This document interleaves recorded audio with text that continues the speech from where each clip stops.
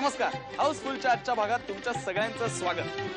नाटक आणि तरुणाई यांचं एक अविभाज्य नातं आहे। इंटर कॉलेज एकांकिका स्पर्धा असू दे, नाहीतर कॉलेजच्या गॅदरिंगचं नाटक असू दे, तरुणांचा सहभाग आपल्याला सगळीकडे दिसतो। तरुणपणी आपण नवीन नवीन आव्हानं स्वीकारतो, नवीन विचार आत्मसात करतो। म्हणूनच या तरुणांमुळे मराठी रंगभूमीचा सतत विकास होत आला आणि म्हणूनच या तरुणांसाठी एक हक्काचं व्यासपीठ मिळावं म्हणून पृथ्वी थिएटरमध्ये दरवर्षी एक राष्ट्रीय पातळीवरची स्पर्धा आयोजित केली जाते आणि ही स्पर्धा म्हणजेच थेस्पो।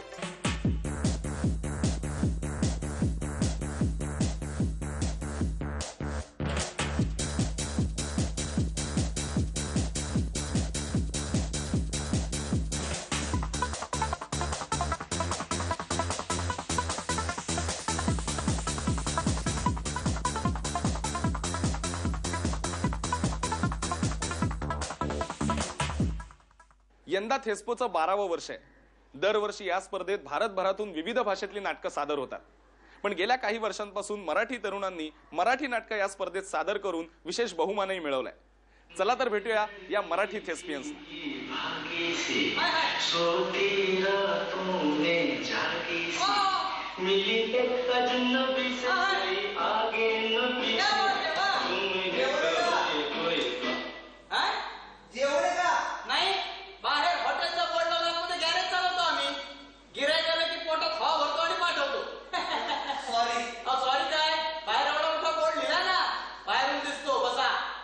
यंदाही तब्बल 3 मराठी नाटकं रिंगणात उतरलेली आहेत। MMCC आर्ट यांचं माय गॉड पुणे, नाटक कंपनी पुणे यांचं चक्र आणि GRM प्रोडक्शन्सचं टिपिंग पॉइंट अशी ही 3 मराठी नाटकं। मी सांगणार या हॉटेलमध्ये मालक वेटर स्वयंपाकी सगळे कामं मीच बघतो। असं का असं विचारायचं बाजू काय जास्त काय तुमच्याकडे काय करणार? नाश्ता की जेवण? नाश्ता 9 वाजता संपला। मग जेवण कुठलं थाळी? थाळी पुण्यातलीच आहे, जेवण वेगवेगळ्या पद्धतीचं मिळेल। पुण्यामध्ये गाडी चालवता येते का? नाही। बरं, आता पुण्यात गाडी चालवायची कशी याचं 3D प्रशिक्षण मी तुला देतो। 3D प्रशिक्षण? हा चल बस। ठीक आहे, आमची गाडी आहे। गाडी बस बस बस। हा चला गॉगल घाला। हा का? आता बघ कशी गंमत येईल। आयु कसले दिसतंय। सिग्नल आहे, सिग्नल जवळ दिसतंय। चला पूर्व तयारी करूया। हे काय हेल्मेट कशाला? पुण्यामध्ये हेल्मेट घालून गाडी चालवणं फॅडपणाचं लक्षण आहे, समजलं का? कारण ते लोक हसतील तुला, पण सेफ्टी म्हणून नाही। नाही सेफ्टी म्हणून। अच्छा, सेफ्टी म्हणून घरी ठेवायचं हेल्मेट, सेफ राहतं। माय गॉड पुणे हे नाटक लिहिलंय आणि दिग्दर्शित केलंय चिन्मय कुलकर्णी आणि तेजपाल वाघ या दोघांनी, आणि हेच दोघं या नाटकातल्या प्रमुख व्यक्तिरेखाही साकारतायत। पुणेकर नसलेल्या वैभवची गोष्ट या नाटकातून सांगण्यात आलेली आहे। अस्सल पुणेकराचे गुण अवगत करताना या वैभवची कशी तारांबळ उडते हे या नाटकातून दाखवण्यात आलंय। नाव बघतोस काय? नाव सांगायचं नाही, फाईलकडे बोट टाक। तुला आठवतंय ना पुस्तकाचं दुकान? बोट टाक, नाव आहे त्याच्यावर। नाव वैभव गणसे। मला सांगा, तुम्हाला नो एंट्रीतून जाताना हवालदार पण भेटल तर तुम्ही त्याच्यापासून कसे सुटू शकाल? सांग ना। जाधव आठवतो ना, 2दा भेटला होता, पैसे उकळत होता, तू कशी उत्तर दिलीस त्याला? अरे बघतोस का? बोल। मी झालेल्या चुकीबद्दल योग्य तो दंड भरेन आणि रीतसर पावती घेऊन तिथून निघून जाईल। आणि पण तू त्याच्यापासून म्हणजे काहीतरी बहाणा करून वाचू शकतोस ना? हा, मी वाचू शकतो, पण माझा स्वाभिमान नाही। पुणे या शहराबद्दल जेवढं आकर्षण आहे तेवढं महाराष्ट्रात काय किंवा भारतातल्या कुठल्याच शहराला एवढं आकर्षण लाभलेलं नाहीये।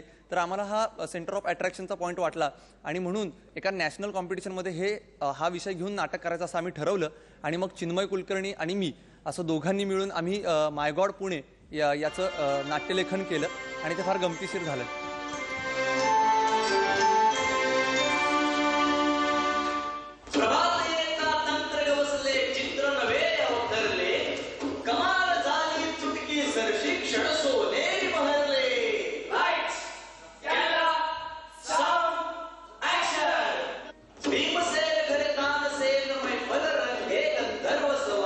कृपा करे और आम्हाला भली वंदन दगडू शेगारवा।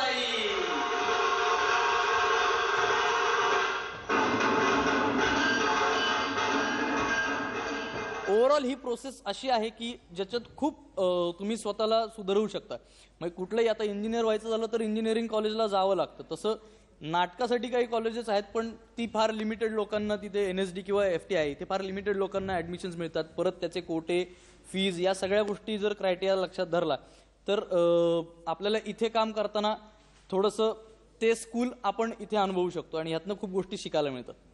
पहिल्यांदा पुण्यात आलतो तसं वाटलं होतं, माय गॉड पुणे. पण ज्या वेळेला आमच्या सातारी नजरेनं पाहिले ना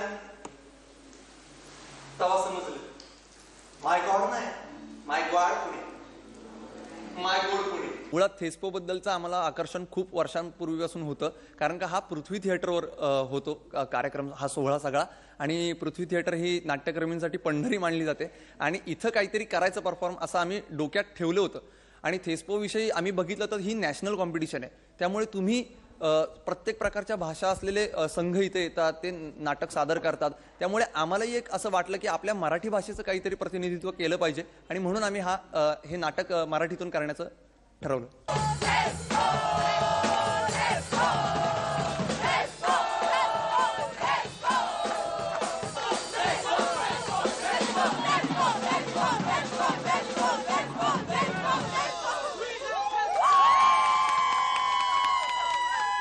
आजच्या पिढीतल्या तरुणांची नाटकं ही आशयपूर्ण, समकालीन आणि मनोरंजनात्मक असतात. अगदी लेखनापासून ते निर्मात्यापर्यंत संपूर्णपणे तरुणांचा सहभाग असलेलं नाटक म्हणजे सई किरण प्रोडक्शन्स निर्मित दीर्घांक रात्रंदिन आम्हा. शिकलेला आहे तू, तेवढेच काम धंदे का आम्हाला बॅगा विसर तुमच्या घरी आणून द्यायच्या. चला उपाशी कर, 10 उठापाशी कर लवकर चाल. चला सर ये इकडे इकडे इकडे. तुला मराठी वाचता येतं का? हा ते वाचून दाखव सगळ्यांना.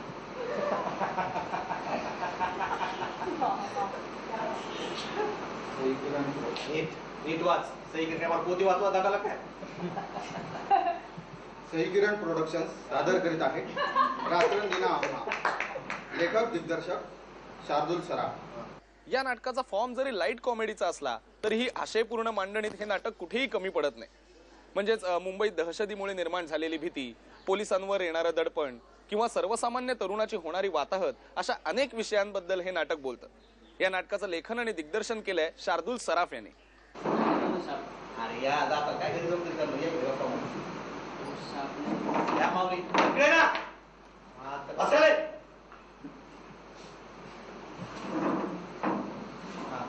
काय झालं रे?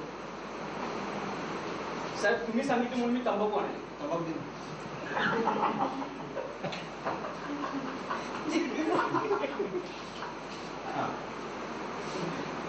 साहेब तुम्ही सांगितलं म्हणून मी तंबाखू आणले. इथं भेटली नाही म्हणून मी पुढच्या चौकात गेलो. तर थांबा थांबा लवकर चला असं म्हणत एक माणूस मला डायमंड हॉटेलच्या गेटमध्ये घेऊन गेला. तर तिथे हा भाडकाऊ भर चौकात सिग्नल खाली हागायला बसला. आजूबाजूचे लोक बोंब मारू लागले. या सगळ्यांमध्ये एक म्हातारा म्हणाला पोलीस काय झोपा काढतात का म्हणून. आता काय रस्त्यावर हगणाऱ्यांना आणि बागेत गाळणाऱ्यांना पकडत फिरवतो साहेब आपण.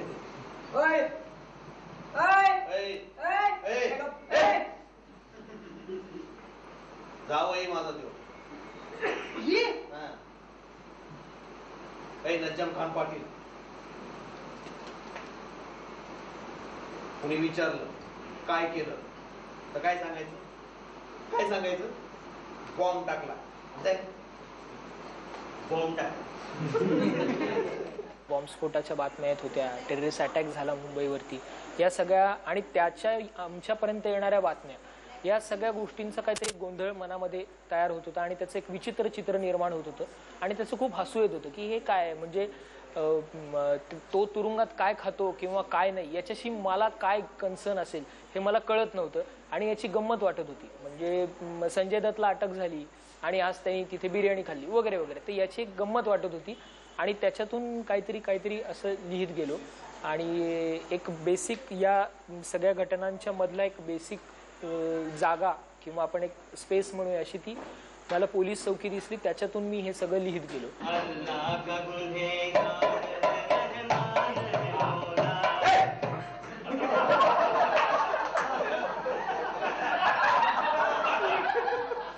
साहेब छान लागते की आता पोलीस चौकीत सर्व धर्म संभाव चांगलं का ते चालतंय का म्हणजे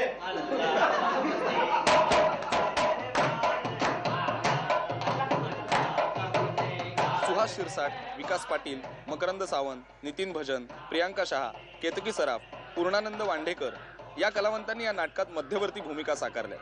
हे सगळेच नट अतिशय आश्वासक आणि तजेलदार अभिनयाची चुणूक दाखवत रंगमंचावर धुमाकूळ घालतात.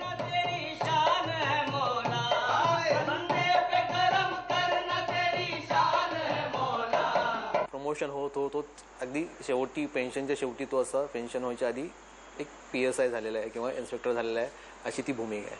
आणि करून सरून भागल्याने देवपूजाला लागले अशा पद्धतीचं आहे की आता सगळं केलेलं आहे, दारू वगैरे पिलेलं आहे, मटण वगैरे असं, आणि आता माळ घातलेली आहे बुवा, आणि आता सगळ्यांशी चांगले संबंध ठेवून रिटायरमेंट व्हायचं अशा पद्धतीची एक भूमिका आहे.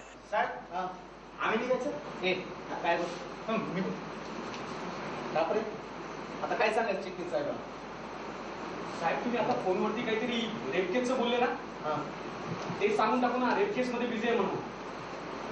पाहिलं देशपांडे जाण होणे चांगलं राव तुझं हा ते सांगून टाकून मायला त्याला काय आपल्याला होते.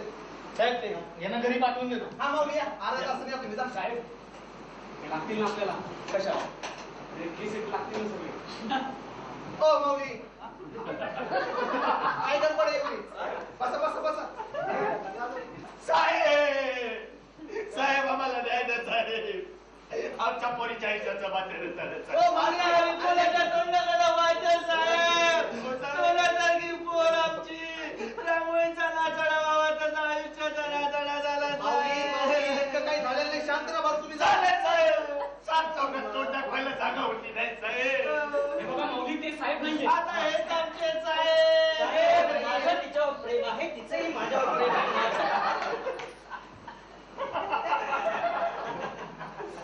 साहेब कोण आहे? काय साहेब? प्रेम माऊली. सध्याच्या परिस्थितीत नाटक करणं ही खूप कठीण गोष्ट होऊन बसलेली आहे. पण अशाही परिस्थितीत नाटकाची खाज असलेल्या काही तरुण मित्रांनी एकत्र येऊन या नाटकाची निर्मिती केलेली आहे आणि या नाटकाला अनेक मान्यवरांचा उत्तम प्रतिसादही मिळतोय. आजच्या काळाच्या संवेदना शोधणाऱ्या सगळ्या तरुणांना हार्दिक शुभेच्छा. गजेंद्र आहिरे यांच्या सिनेमाची जेवढी चर्चा होते तेवढीच चर्चा त्यांच्या सिनेमा बनवण्याच्या पद्धतीची होते. गेल्या वर्षभरात सुमरान, पारद असे 2 सिनेमे प्रदर्शित झालेलेच आहेत. आता तिसरा सिनेमा तुमच्या भेटीला येतोय, तो म्हणजे कोकणाची पार्श्वभूमी असलेला समुद्र.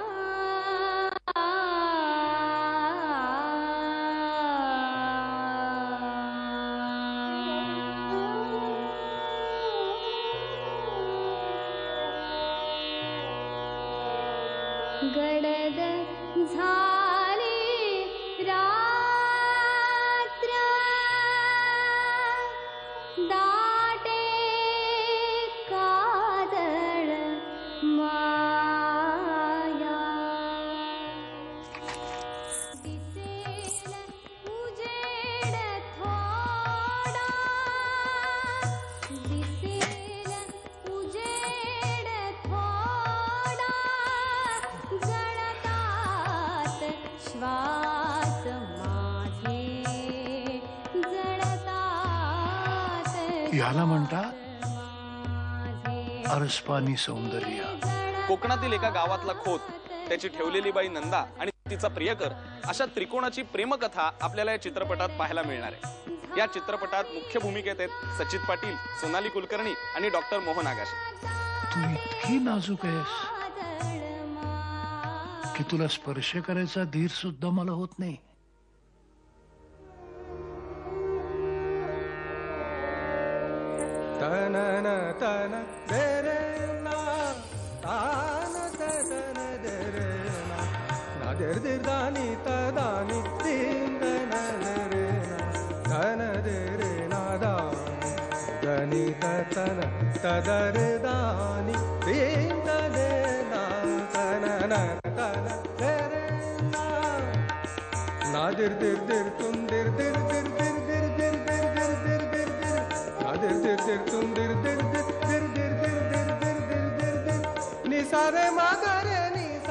समुद्रामध्ये एक अथांगपणा असतो, एक गूढता असते.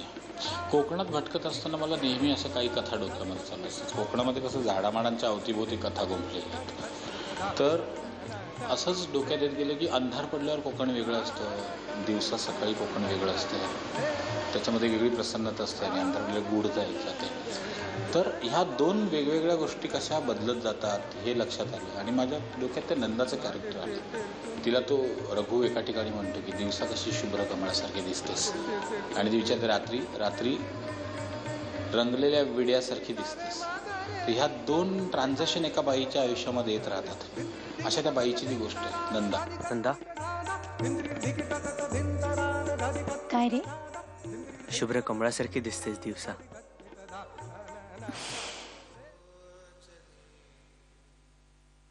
आणि रात्री? रंगलेल्या विड्यासारखी. विडा रंगला की पुढे त्याची पिंक होते रे. थुंकून टाकतात लोक. एक इंग्रज ऑफिसर त्या गावात आलेला आहे आणि त्या बाईभोवती ती कथा फिरायला लागते आणि अचानक एक दिवस त्या इंग्रज अधिकाऱ्यावर खुनी हल्ला होतो. जो कोणी गेला काय झालं अशी ती मर्डर मिस्टरियस सिनेमा आहे. गूढता आहे सिनेमाला. सौंदर्य, खानदानीपण, सगळा तो त्यागाचा माहोल, या सगळ्या गोष्टींचा जर विचार केला तर एक रहस्यपट बघायला मिळतो.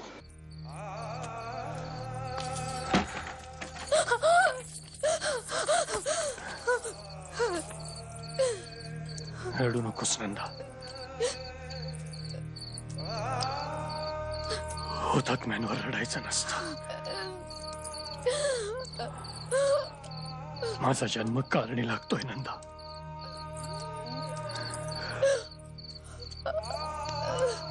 देव, देश आणि धर्माच्या कामासाठी. अरे टपाल आलाय रँड साहेबाकडनं टपाल आलाय. ब्रिटिशांच्या अंमलाखालती असणाऱ्या काळातला हा चित्रपट जो आहे त्याच्यामध्ये व्यापार उद्योग वाढवण्याकरता तो जे काही चाली खेळतो त्याच्यामध्ये शेवटी त्याचं पर्यवसन कशात होतं किंवा ज्या मुलीच्या मागे तो आहे ज्याच्याकडनं त्याला काही मिळत नाही, ज्या प्रियकरापासून तिला तोडून आणलेलं आहे तिला, तो परत त्याच्या आयुष्यात कसा येतो आणि एक सामाजिक संदर्भ परकीय काळाचा असलेला आणि त्याच वेळा एका वैयक्तिक खोताचं अपराधी मन ह्यांचं द्वंद्व जे काही चाललेलं आहे याची सांगड घालणारा हा चित्रपट आहे. रँडने धुमाकूळ घातलाय. पाप्याला ठार करायलाच हवा. योजना पक्की आहे. संघटनेचा आदेशही आलाय. कामगिरी तुझ्या भार्गवरामवर सोपवूया.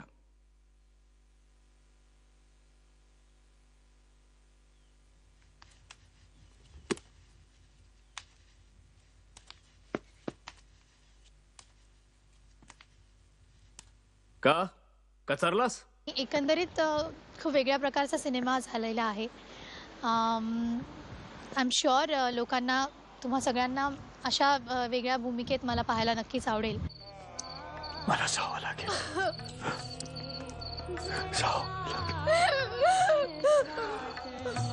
शेवटचं तुला भेटायला आलो होतो ना.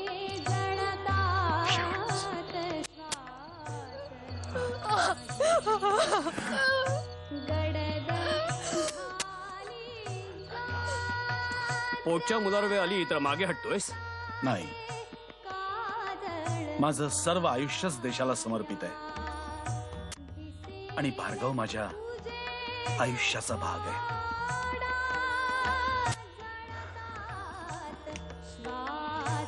स्वीकारली. बाबा, भार्गव, बाबा घात झाला. रांच्या कचेरीवर कोणीतरी हातबॉम्ब फेकलाय. कोणी केला हा मूर्खपणा?